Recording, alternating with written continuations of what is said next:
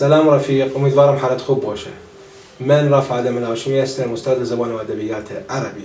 بیشتر از 10 سال سابقه تدریس دارم در تهران، با 39 سال در کشورهای عربی. من به زبان عربي مسلطم، چي دستور زبان عربي بود، چي لهجات زبان عربي بود. إذا تريد تتعلم اللهجة العراقية أنا أعلمك عراقي، وإذا بدك تحكي بالسوري أنا كمان بحكي وبدربك على السوري. وإذا تريد أن تتعلم اللغة العربية الفصحى فأنا أعلمك اللغة العربية الفصحى بأسرع وقت ممكن. متوجه شدی الان چی گفتم؟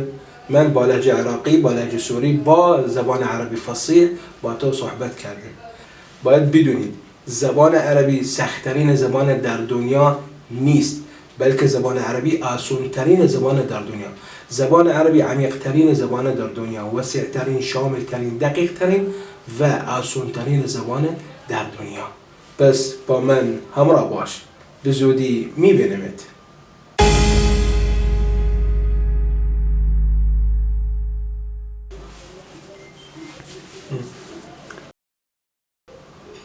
جان سجل اكشن؟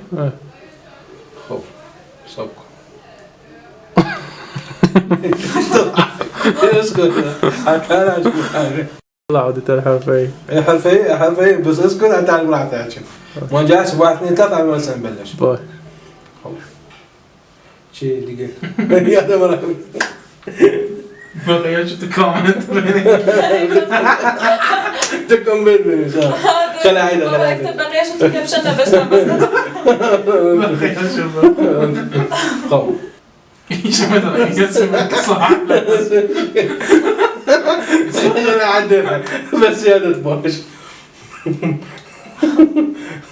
بس يا تبوش شنو؟ بيومين جديد بيومين جديد لا شنو؟ طيار وخذ ايش يقول الان؟ ولا اشتغل نسيت